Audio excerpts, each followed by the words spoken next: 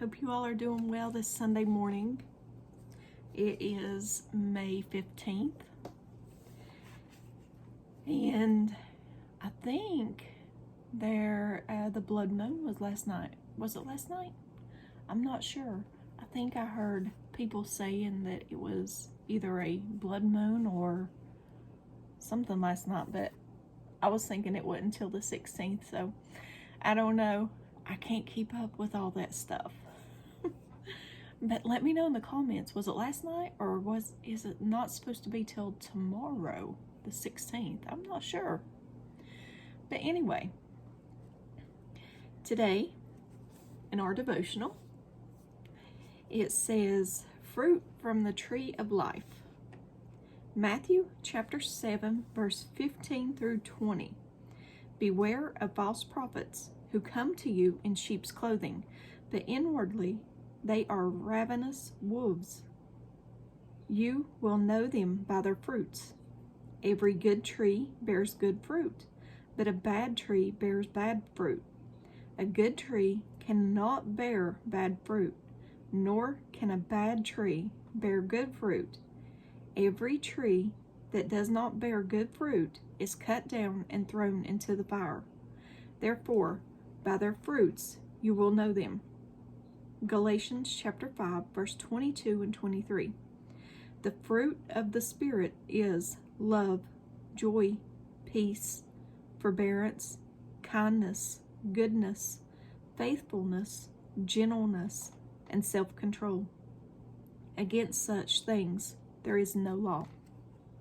Luke chapter 6, verse 43 through 45.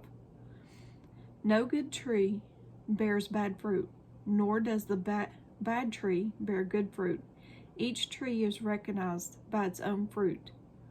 A good man brings good things out of the good stored up in his heart, and an evil man brings evil things out of the evil stored up in his heart.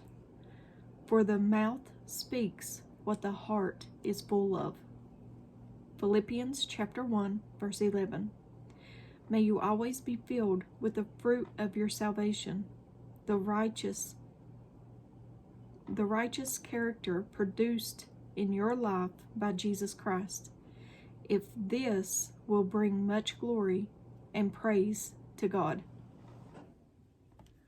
And at the bottom, it says, to abide in Christ and bear fruit means to live in a relationship with Him. This relationship is about more than just reading the Bible and praying.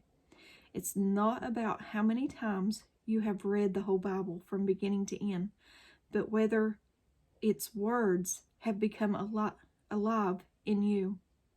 It's not about how many prayers you have said, but how many times your prayers were intimate moments with God. Fruits grow naturally from a plant, and so does your spiritual fruit if you abide in Him. And we need to abide in Him.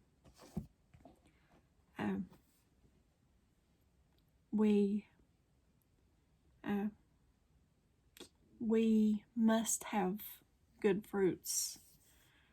It reminds me of a dream I had. I won't get into the whole dream, but the little girl at the end of the dream, I don't even know who she was in the dream or anything, but she just looks at me and she says, I hope I have good fruit, because I know you have to have good fruit. And then I woke up and I just knew that that was from the Lord. We must have good fruit. Love, joy, peace, kindness, self-control, gentleness, all these things. And it's odd that we are talking about the fruits of the Spirit, because that's just what I was reading about yesterday morning. This is from yesterday. But I'll just read what I have here, if you don't mind, this morning. Ephesians 2:10, for we are His workmanship, created in Christ Jesus for good works. We're created for good works, which God prepared beforehand that we should walk in them. Good works cannot produce salvation, but are a result of God-empowered fruits and evidence of it. John chapter 15, verse 8. By this my Father is glorified, that you bear much fruit, so you will be my disciples. In Galatians chapter 5, verse 22 and 23. But the fruits of the Spirit is love, joy, peace, long-suffering, kindness, goodness, faithfulness, gentleness, self-control. Against such there is no law. And I even wrote down right here about that dream as a reminder, because that's the first thing that popped in my mind yesterday morning. And then this morning we're talking about the fruits of the Spirit in our devotional, which is really crazy.